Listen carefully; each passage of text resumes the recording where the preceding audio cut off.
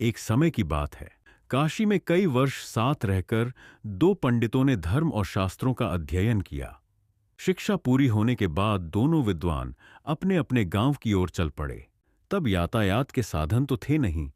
लोगों को एक स्थान से दूसरे स्थान तक जाने में कई कई दिन लग जाते थे। लोग दिन में चलते थे और रात में विश्राम करते थे। ये दोनों पंडित भी ऐसा ही कर रहे थे।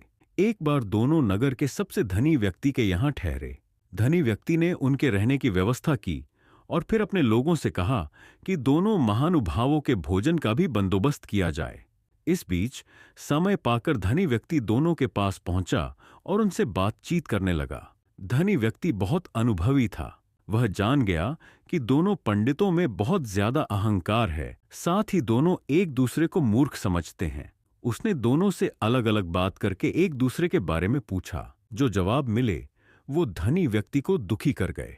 उसने मन में विचार किया कि ये दोनों काशी जैसे स्थान पर वर्षों अध्ययन करके आए हैं, लेकिन एक दूसरे का सम्मान करना नहीं सीखा। बहरहाल भोजन का समय हो गया था। धनी व्यक्ति ने दोनों को बड़े आदरपूर्वक भोजन कक्ष में बुलाया।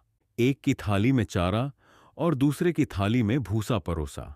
यह देखकर दोनों पंडित आग बबूला हो गए। गुस्से में आकर पूछा, क्या हम जानवर हैं जो यह चारा और भूसा खाएंगे?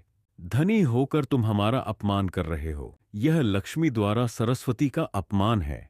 इस पर धनी व्यक्ति ने शांति से जवाब दिया, एक को थाली में चारा और दूसरे को भूसा परोसा गया है, इसमें मेरा कोई कसूर नहीं है। जब मैंने आप दोनों से एक दूसरे के बारे में पूछा था तो एक ने कहा था कि वो तो बैल है और दूसरे ने कहा था कि वो गधा है। जब आप दोनों ने ही एक दूसरे को बैल और गधा बताया तो मैंने उसी हिसाब से चारा और भूसा आपकी थाली में परोस दिया।